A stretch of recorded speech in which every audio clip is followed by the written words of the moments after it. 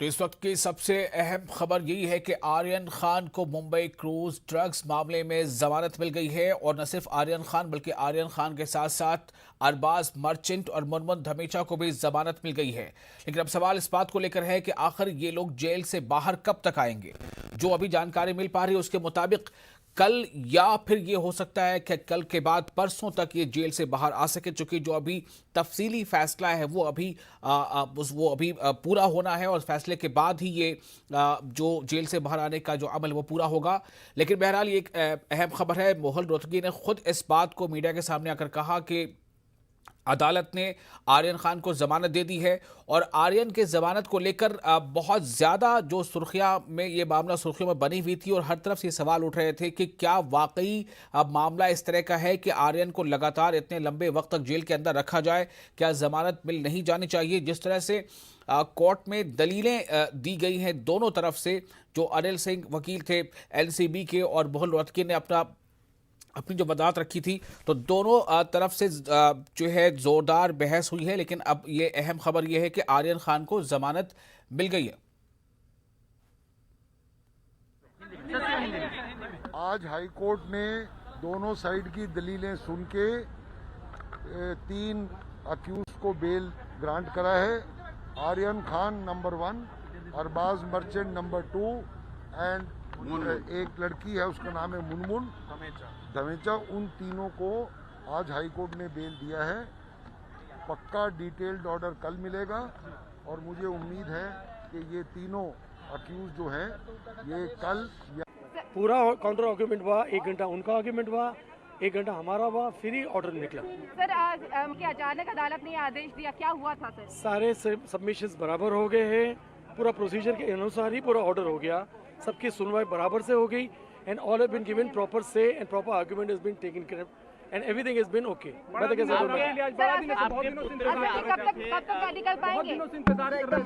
बहुत दिनों नहीं, बहुत मिनटों से इंतजार कर रहे थे।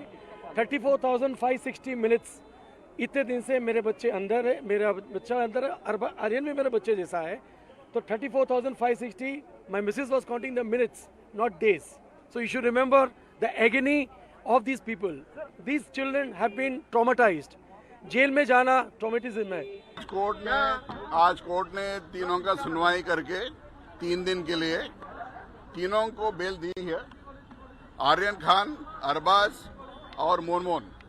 बाकी लोगों को जो भी अप्लाई करेंगे उनका डिसाइड बाद में हो जाएगा, लेकिन ये तीनों ने कोर्ट के सामने अर्ज की थी, तीनों छूट गए हैं। सर ये तीनों बाहर कब आएंगे सर? ग्राउंड जो भी है कल साहब दे देंगे, उसके बाद हम आपको कॉपी डिस्ट्रीब्यूट कर देंगे। और जब तक ऑर्डर हाईकोर्ट से नहीं निकलती है वो जेल से नहीं निकलेंगे। इसीलिए हम आपको सबसे शांति से प्रार्थना है कि तब तक आप प्लीज वेट कीजिए। We are very happy. Principles of liberty have been upheld. Very glad that the High Court has reinstated those principles. We'll have to wait for the order to be uploaded, and therefore, which is unlikely that will happen today. Unlikely because it's already 5 o'clock. So I doubt. Sir, any conditions? Yes, there are conditions that he should not travel out of Bombay without intimating NCB. He should not travel outside India without the permission of the court. They should not tamper with the witnesses. तो आर्यन खान को जमानत मिल चुकी है, Arbaaz merchant को जमानत मिल चुकी है और मुनमुन धमीजा को भी जमानत मिल चुकी है। लेकिन आज वो जेल से बाहर नहीं आएंगे, कल जेल से बाहर आ सकते हैं या फिर ये कि अगले दिन उसके बाद। अमित हमारे साथ जुड़ चुके हैं फोन लाइन पर, हमारे नुमाइंदे मुंबई से। अमित, काफी ऐसा लग रहा था कि आज भी शायद ये मामला जो है इस पर फैसला नहीं आ पाएगा, लेकिन फिर फैसला आ गया।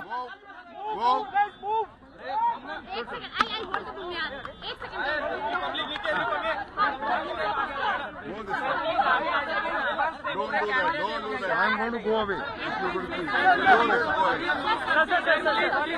Behave yourself. Sit down.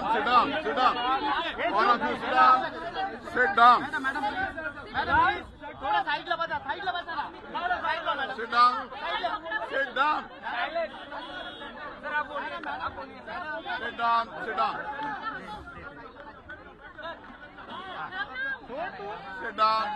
Sit down.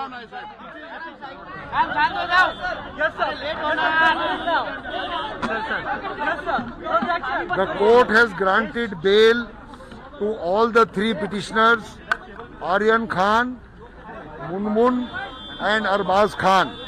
The court has heard the case for more than 2 or 3 days and the court has granted bail just now. The detailed order will be given tomorrow and hopefully all the three petitioners will come out of jail either tomorrow or on Saturday. आज high court ने दोनों side की दलीलें सुन के 3 accused को bell grant करा है।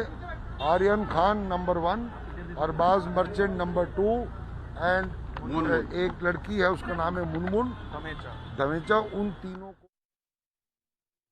तो आर्यन खान को जमानत मिल चुकी है। वकील मुकुल रोहतगी ने अभी खुद इससे पहले भी हमने आपको उनका बयान सुनाया था और आपने फिर अभी उनको फिर से सुना है और सीधे तौर पर उनका कहना है कि ये एक बड़ा कदम है। कोर्ट ने जो इनकी दलीलें थी उसको माना और आर्यन को जमानत मिल गई, लेकिन आर्यन जेल के बाहर कब आएंगे, अरबाज और मुनमुन, ये एक अहम सवाल है। हमारे साथ हमारे नुमाइंदे सर्वेश जुड़ चुके हैं, रास्त हमारे साथ और अमित भी जो है वो हमारे साथ फोन लाइन पर हैं। सर्वेश, मैं आपसे जानना चाहूंगा कि अब जो सबसे बड़ा सवाल लोगों के जहन में है कि वो ये लोग जेल से बाहर कब आएंगे, और हमें ये भी बताइए कि कोर्ट में दरअसल किस तरह की दलीलें आज दी गई, किस तरह का जज के सामने दोनों पक्षों से बातचीत हुई है।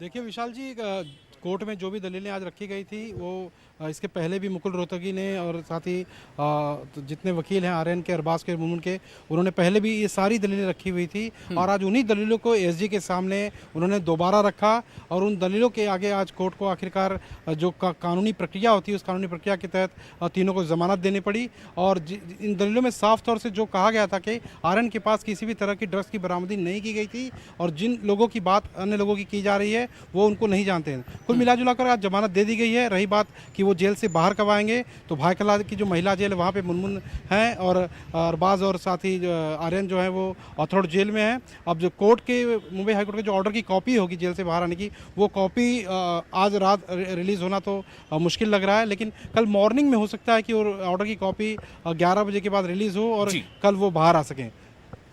जी तो सर्वेश, आप हमारे साथ बने रहे। आखिरकार इस तरह से हम कह सकते हैं कि आर्यन की मन्नत पूरी हो गई है। अमित, मैं आपके पास आना चाहता हूं। जितना इस मामले ने सुर्खियां बटोरी है और जिस तरह से ये लगातार चर्चा में ये मामला रहा, 3 बार जमानत की अर्जी सेशन कोर्ट ने खारिज किया था, बॉम्बे हाई कोर्ट में भी तीसरे दिन जाकर ये फैसला इस तरह का आया है। अमित, देखिए कुछ अपडेट मैं आपको दे दूं।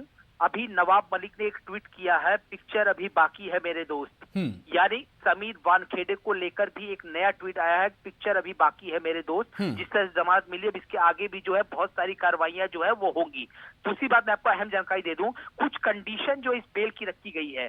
पहली कंडीशन ये है कि ये ऐसा कोई काम नहीं करेंगे, जिस तरह का मामला इनके ऊपर दर्ज है एनडीपीएस एक्ट के तहत, ऐसा भविष्य में ये कोई काम नहीं करेंगे। दूसरा ये यहाँ पे कंडीशन रखी गई कि ये अपने को एक्यूज से जो है किसी भी प्रकार का बातचीत नहीं करेंगे, डायरेक्टली और इनडायरेक्टली जो है किसी भी एक्टिविटी में उनके साथ शामिल नहीं होंगे। तीसरी यहाँ पे ये रखा गया है कि आप जो है एनडीपीएस एक्ट के तहत कोई भी जो ऐसा काम नहीं करेंगे जो स्पेशल कोर्ट के ऑर्डर के खिलाफ जाए। चौथी चीज ये कही गई है यहाँ पर कि आप खुद या किसी के थ्रू किसी भी विटनेस को आप जो है यहाँ पर उससे छेड़छाड़ नहीं करेंगे, किसी सबूतों से छेड़छाड़ नहीं करेंगे, ना ही इन्फ्लुएंस करेंगे विटनेस को। पांचवा ये दिया गया है कि आपको जो है अपना पासपोर्ट जो है वो सरेंडर करना पड़ेगा स्पेशल कोर्ट में जो है इमीडिएटली। छठा ये दिया गया है कि एक्यूज जो है वो किसी भी प्रकार का इस केस से संबंधित स्टेटमेंट जो है प्रिंट मीडिया या इलेक्ट्रॉनिक मीडिया में नहीं देगा। उसके अलावा कुछ और चीजें दी गई है कि जो एक्यूज जो है वो यहाँ पे देश छोड़कर जो है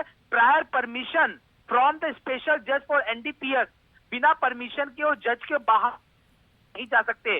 अगर आप मुंबई के भी बाहर जा रहे हैं तो आपको इन्वेस्टिगेशन ऑफिसर को इस बात की जानकारी देनी होगी। दूसरी बात यह है कि शुक्रवार को एनसीबी मुंबई ऑफिस में every Friday between 11 AM to 2 PM जो है आपको प्रेजेंस रहना पड़ेगा।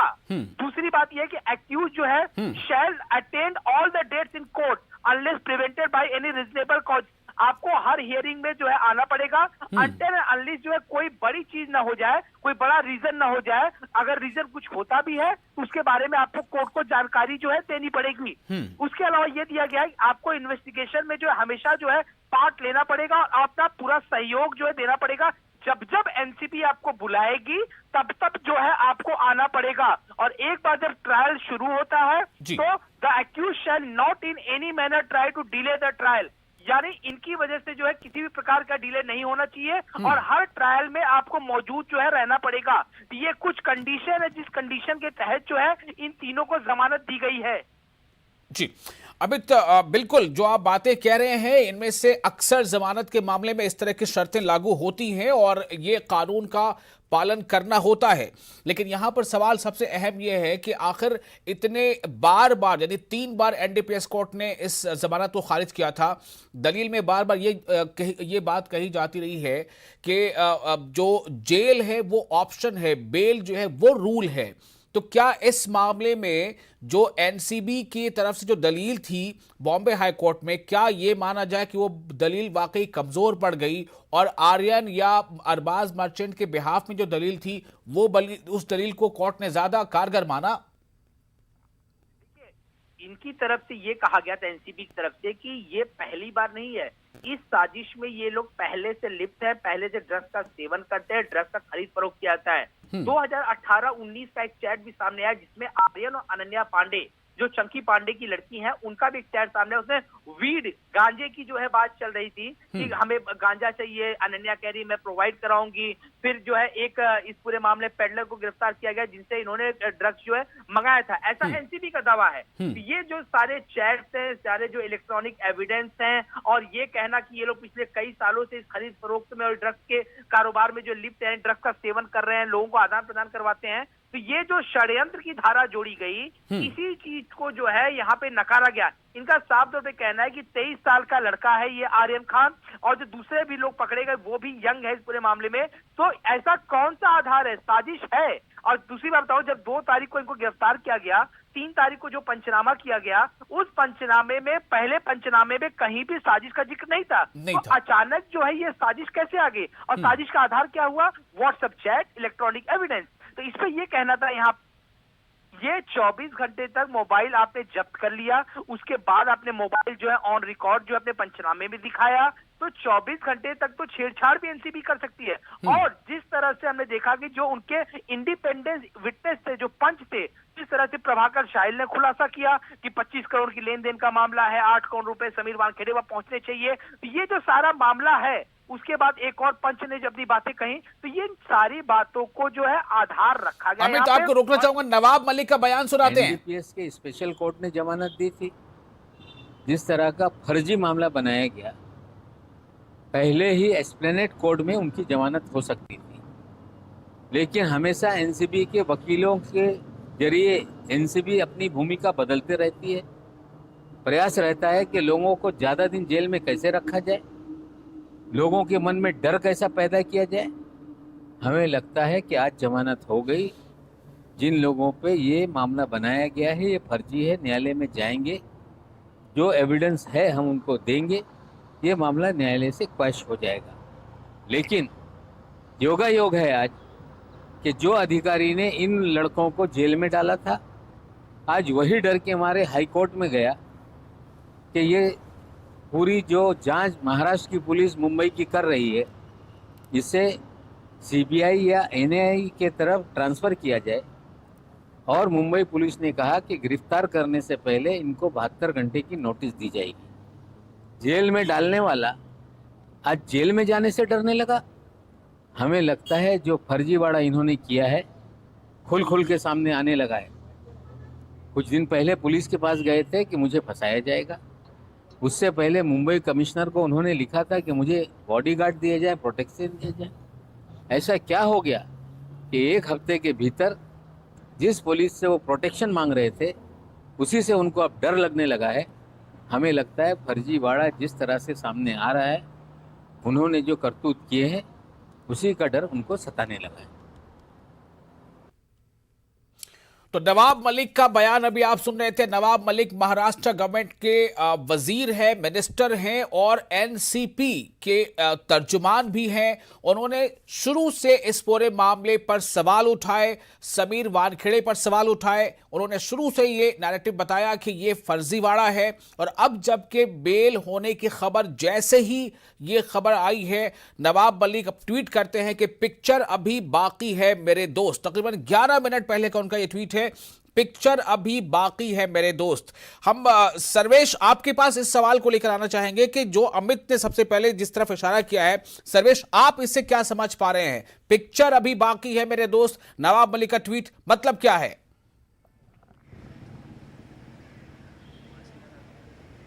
देखिए 2 अक्टूबर से इस कहानी की शुरुआत हुई थी, जब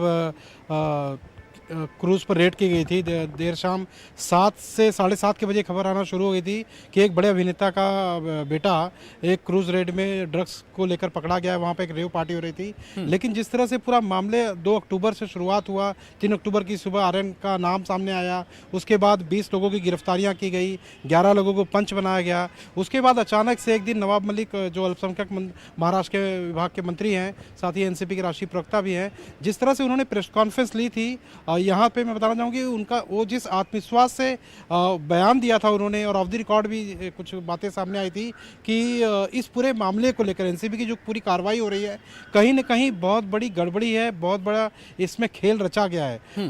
हालांकि हमने बहुत जानने की उस समय कोशिश की थी, लेकिन पुख्ता तौर पर नहीं बताया गया था। स्टेप बाय स्टेप एक एक चीज़ सामने लाने की बात कही गई थी, और वही चीज़ एक एक करके सामने आ रही है विशाल जी। तो कुल मिला जुला कर जिस तरह से एनसीबी की कार्रवाई आर्यन समेत मुनमुन धमेचा, साथ ही अरबाज मर्चेंट और अन्य आरोपियों पर कार्रवाई की गई है, उसके बाद समीर वानखेड़े को लेकर जिस तरह से तमाम, चाहे उनके जन्म प्रमाण पत्र का दस्तावेज, चाहे उनके शादी के दस्तावेज हों, चाहे उनके अन्य दस्तावेज हों, जिस तरह से नवाब मलिक एक एक करके बाहर ला रहे हैं, इस पूरे दौरान अब तक 2 गवाह जो एनसीबी के इस पूरे मामले में क्रूज रेड में मुख्य गवाह थे, 2 गवाह अब तक सामने आ चुके हैं। उन्होंने कहा है कि किस तरह इस पूरे खेल में पैसों के लेन देन की बातचीत की गई थी। अब तक 25 करोड़ का जो नाम है वो प्रभाकर साहिल ने लिया है। तो कुल मिला जुला कर इस पूरे मामले की जब एक गहन इंक्वायरी की जाएगी, हालांकि समीर वानखेड़े पर इंक्वायरी उनके डिपार्टमेंट की, विजिलेंस डिपार्टमेंट की तरफ से बैठाई जरूर की गई है। अब लेकिन विजिलेंस डिपार्टमेंट की तरफ से 4 घंटे की मैच कल पूछताछ की गई थी, अब आगे उनसे कब पूछताछ की जाएगी? अभी तक वो इसी मामले के अधिकारी हैं, पूरे इसी मामले की इंक्वायरी में अभी तक वही अधिकारी हैं, उन्हें इस मामले से हटाया नहीं गया है। तो कुल मिला जुला कर अब मुंबई पुलिस में भी अलग अलग मामले उनके खिलाफ दर्ज किए गए हैं, 4 अधिकारियों की नियुक्त किया गया है। तो ये जांच कहां पर, मुंबई पुलिस की जांच कहां पर जाकर खत्म होगी, विजिलेंस की डिपार्टमेंट की जांच कहां जाकर खत्म होगी, उसकी रिपोर्ट क्या आएगी, तो उस रिपोर्ट के आधार पर, हालांकि जिस तरह से आज समीर वानखेड़े मुंबई हाई कोर्ट आए थे और अपने को असुरक्षित बता रहे थे कि उन्हें कभी भी गिरफ्तार किया जा सकता है, तो उनकी तरफ से जो उनके वकील हैं अतुल नंदा, उन्होंने पक्ष रखा। तो उसके बाद मुंबई हाईकोर्ट से महाराष्ट्र गवर्नमेंट को आदेश तक दिया गया कि अगर इस तरह की कोई भी एक्टिविटी होती है तो उन्हें 3 दिन पहले, यानी कि 72 आवर्स पहले सूचित किया जाए। हालांकि सेंट्रल गवर्नमेंट और स्टेट गवर्नमेंट के बीच जो एक नियम की जो कड़ी है, उस कड़ी को भी यहाँ पर ध्यान रखना होगा। तो कुल मिला जुला कर अभी ये खेल खत्म नहीं हुआ है, अभी पिक्चर में काफी बाकी है। पिक्चर अभी बाकी है, तो मैं अपने नाज़रीन से भी कहूंगा कि पिक्चर अभी बाकी है। छोटा सा ब्रेक, जल्द हाजिर होते हैं। और जैसा हमने आपको बताया कि आर्यन खान को जमानत मिल गई है मुंबई क्रूज ड्रग्स वाले मामले में, जो 2 अक्टूबर को छापेमारी की गई थी एनसीबी के जरिए, जिसकी क़यादत, छापेमारी टीम की क़यादत कर रहे थे समीर वानखेड़े। तो आर्यन खान को जमानत मिल गई है, आर्यन के साथ साथ अरबाज मर्चेंट को और मुनमुन धमीचा को।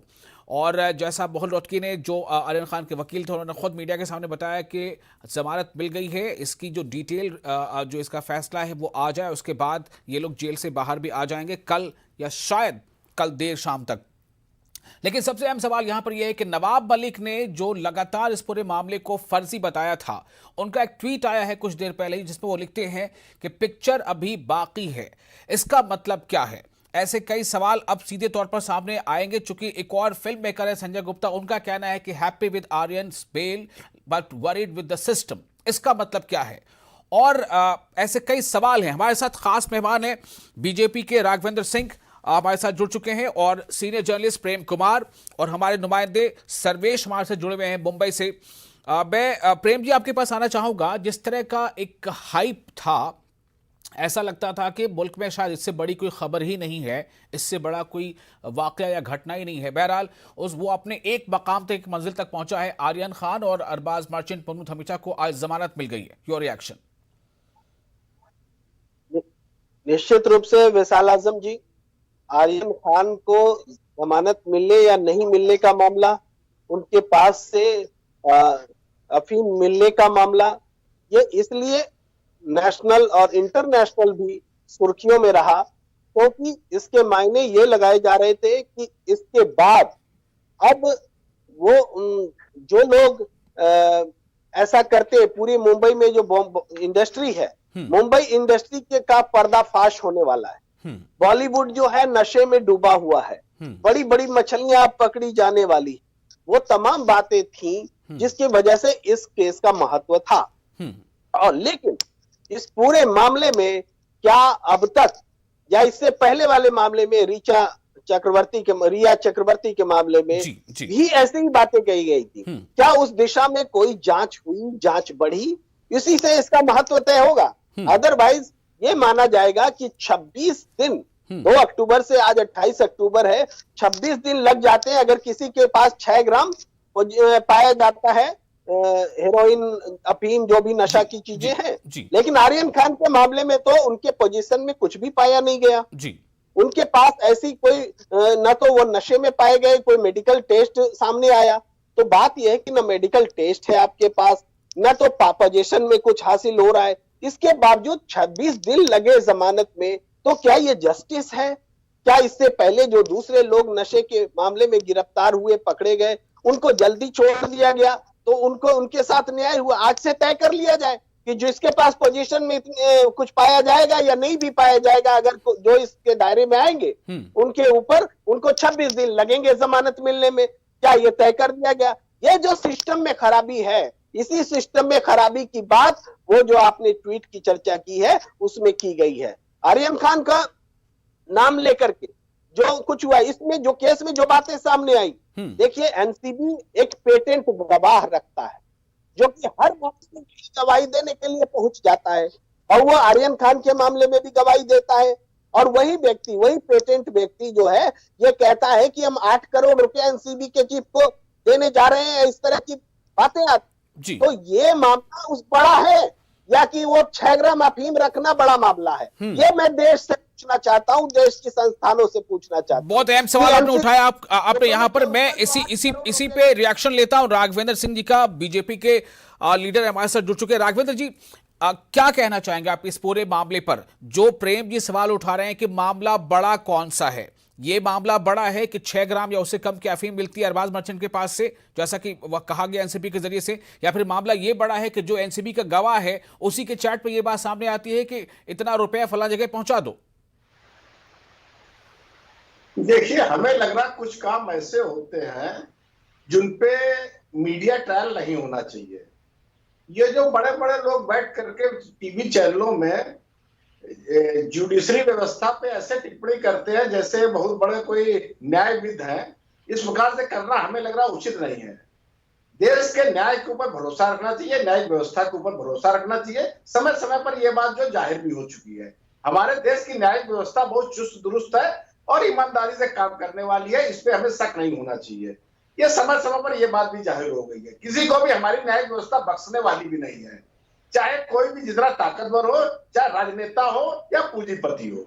इस बात से एक बात तो साफ हो गई है कि ये जो महाराष्ट्र की मुंबई फिल्म इंडस्ट्री है वो उतनी पाक साफ नहीं है जितनी दूर से दिखाई पड़ती है। क्या कारण है? देश के 80% घटनाएं जो इस प्रकार की होती हैं वो फिल्म इंडस्ट्री के संबंधित कहीं ना कहीं होती हैं, और महाराष्ट्र की सरकार जो है वो खड़ी हो जाती है उस व्यक्ति के आड़ में जो दोषी साबित होने को होता है, जिसको जमानत हो रही होती है, हो जाती है। देखिए, जमानत होना या ना होना ये कोई निर्दोष होने का प्रमाण पत्र नहीं है। मैं ये बात भी आजम नहीं मैं कहना चाहता हूँ।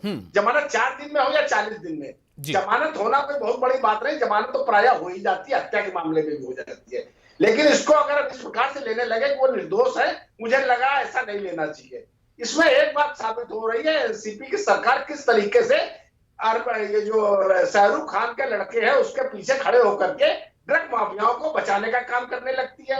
इससे पहले भी काफी घटनाएं ऐसी हुई हैं और फिल्म इंडस्ट्री के बहुत से लोग खड़े हो जाते हैं आकर के, उसमें अंतोगत्वा ये होता है, विषय डाइवर्ट हो जाता है। ड्रग माफियाओं तक कानून का शिकंजा नहीं पहुंच पाता है। कानून अपना काम कर रहा है, कानून को अपना काम करने दीजिए, निर्दोष पकड़े नहीं जाएंगे। लेकिन जो सवाल यहाँ पर प्रेम जी ने उठाया उसका भी जवाब देते जाइए कि आखिर रिया चौधरी वाले मामले का क्या हुआ, और फिर उसके बाद जो दीपिका पादुकोण बुलाई गई, सारा अली खान बुलाई गई, कई लोग एक के बाद एक बुलाए जाते रहे, उसका क्या हुआ? आनंद जी देखिए, मैंने आपको पहले ही कहा, आपने हमें लग रहा है ध्यान नहीं दिया, मैंने कहा जुडिशरी वाले विषय में बहुत संवेदनशील विषय होता है आजम जी, इसमें बेवजह की टिप्पणी करना। मैं भारतीय जनता पार्टी उत्तर प्रदेश का प्रवक्ता हूं। प्रेम कुमार जी, भारतीय जनता पार्टी के लीडर जो बात कह रहे हैं उस पर आपकी राय जानना चाहूंगा, और क्या वाकई ये 6 ग्राम या 600 ग्राम किसी प्रदेश में जहां पर इसका हजारों गुना ज्यादा खेप पकड़ी जाती है, क्या वो प्रदेश ही महाराष्ट्र ही है? प्रेम जी देखिए विशाल जी, यह बात तो मैं बिल्कुल सही मानता हूं, भारतीय जनता पार्टी के प्रवक्ता जी जो कह रहे हैं कि हमें जुडिशियरी की प्रक्रिया पर विश्वास करना चाहिए, और ये जो जमानत मिली है ये कोई न्याय नहीं हो गया है, सही या गलत का फैसला नहीं हो गया। परंतु बात क्या है कि हम देखते हैं दिशा रवि का केस याद है आपको? दिशा रवि को देश विरोधी बता करके रेटा से जोड़ करके जो जिस तरीके से बताया गया था कि देश में इससे बड़ा कोई देश विरोधी है ही नहीं। 23 साल की दिशा रवि कर्नाटक, वहां जांच एजेंसी के पास सबूत नहीं है, खत्म हो गए, अब वो केस उनको क्लोज करना पड़ रहा है, ऐसी स्थिति आ गई है। तो यहाँ जुडिशियरी पर कोई सवाल नहीं उठा रहा है। ये जो संवैधानिक संस्थान है जिसको पॉकेट में रख लिया गया है उस पर सवाल उठाया जा रहा है कि जो संवैधानिक संस्थाएं हैं सीबीआई, ईडी और नारकोटिक्स डिपार्ट, इसका राजनीतिक मकसद से विरोध किया जाता है, का इस्तेमाल किया जाता है, इस पर सवाल उठाया जा रहा है। इसका जवाब देना होगा। क्यों आप किसी केस को आप पूरे देश के लिए सबसे खतरनाक बताते हैं और क्यों आपके पास कोई सबूत नहीं होता है उस केस को सामने रखने के लिए? यह बड़ा सवाल है विशाल जी, पूछिए भारतीय जनता पार्टी से। राघवेंद्र जी आपका जवाब चाहिए, फिर मैं जाऊंगा अपने नुमाइंदे के पास जी। देखिए जुडिशरी जो है वो अपना काम करेगी। एफआईआर लिखाना हमारा संवैधानिक अधिकार है। मैं मुकदमा लिखाता हूं, फिर वो न्याय के पास जाता है। अब न्याय अगर दोषी साबित कर देता है तो वो दोषी है, निर्दोष साबित हो जाता है तो वो निर्दोष है। अंतोगत्वा यही बात होती है। अगर वो दोषी होगा तो बख्शा नहीं जाएगा, अगर निर्दोष होगा तो वो कोई ताकत उसको फंसा नहीं सकती है। हमें देश की संवैधानिक व्यवस्था पर आस्था रखनी चाहिए, उसमें बेवजह का प्रश्न चिन्ह नहीं लगाना चाहिए। ठीक है सर्वेश, मैं आपके पास आता हूं। मैं सिर्फ इतना आपसे जानना चाहूंगा कि ये किरण गोसावी और मनीष भानुशाली, किरण भी गिरफ्तार किए जा चुके हैं पुणे पुलिस के जरिए से, और जो एनसीबी के एनसीपी के जो तर्जुमान हैं और जो महाराष्ट्र में वजीर है वो कह रहे हैं कि पिक्चर अभी बाकी है। आगे आप इन तमाम कड़ियों को कैसे जुड़ते हुए देख रहे हैं सर्वेश? विशाल जी, अगर इन पूरे इस मामले पर अगर गौर करेंगे तो एक चीज़ है कि आर्यन की गिरफ्तारी से लेके और तमाम जितने अन्य आरोपी थे 20 तकरीबन, उनकी गिरफ्तारी से लेके अब तक की जो लड़ाई थी, एक तरफ आर्यन का मामला चल रहा था सेशन कोर्ट से जमानत न मिलने के बाद मुंबई हाई कोर्ट में, और दूसरी तरफ महाराष्ट्र के अल्पसंख्यक मंत्री नवाब मलिक लगातार एनसीबी के अधिकारी समीर वानखेड़े पर एक के बाद एक आरोप लगा रहे थे, जिसके बाद 2 गवाह जिन गवाहों को आर्यन खान के मामले में गवाह बनाया गया था, 10 से 11 गवाह बनाए गए थे, उनमें से 2 गवाह खुलकर सामने आए कि इस पूरे मामले में कहीं ना कहीं बहुत गड़बड़ी है। 25 करोड़ रुपए की लेन देन की बात कही जा रही थी, ये उनका कहना है। इसके बाद एक अधिकारी का गुप्त रूप से लेटर तक नवाब मलिक ने प्रसारित किया, हालांकि उस अधिकारी का उसमें नाम मेंशन नहीं था, लेकिन वो खुद को एनसीबी का ही अधिकारी बता रहा था कि किस तरह से समीर वानखेड़े की नियुक्ति एनसीबी में उगाही के लिए की गई। तो ऐसे कई बातें हैं, जैसे जैसे ये इन परतों की जांच पड़ताल की जाएगी आने वाले दिनों में, जिस तरह से समीर वानखेड़े पर जितने भी आरोप लगे हैं, अगर वो आरोप सच साबित होते हैं भविष्य में, तो समीर वानखेड़े के लिए काफ़ी मुश्किलें खड़ी हो सकती हैं। लेकिन आपको बता दूं कि पिछले 2 साल में एनसीबी के जरिए या एंटी नारकोटिक्स ब्यूरो जैसे रीजनल लेवल पे बात करें, चाहे मुंबई शहर चाहे महाराष्ट्र की, पिछले 2 साल में मुंबई हो, राजस्थान हो, मध्य प्रदेश हो, उत्तर प्रदेश हो, जहाँ पर भी ड्रग्स पकड़े जाते हैं, आपने गौर किया होगा कि इनमें अक्सर छोटी मछलियां या तो जो लोग उपभोक्ता होते हैं, सेवन करने वाले ही गिरफ्त में आते हैं। किस बॉर्डर से ये लाया जा रहा है, इसके मेन स्रोत कौन है, मेन माफिया कौन है, वो कभी आज तक अरेस्ट नहीं हो पा रहे हैं। तो ये सारी चीजें किस बंदरगाह पे बड़ी बड़ी खेप पहुंच जाती है उसके बारे में बहुत तफसील नहीं आ पाता। मैं आप तमाम लोगों का शुक्रिया अदा करना चाहूंगा। हमारा इस प्रोग्राम में वक्त फिलहाल में इतना ही था, लेकिन जो अहम सवाल खड़ा किया है शिवसेना के एक एमपी ने, मेंबर पार्लियामेंट ने, कि NCB now needs to work on its credibility. ये बहुत बड़ा अहम सवाल है कि क्या वाकई एनसीबी को अपनी शबीह पर काम करना होगा कि उसकी छवि खराब हो रही है। ये एक सवाल उठाया शिवसेना के मेंबर पार्लियामेंट ने, और जो हमारे पैनलिस्ट भी ये सवाल उठा रहे थे। बहुत शुक्रिया आप तमाम लोगों का हमारे साथ बनने के लिए। मुझे इजाजत, आदाब।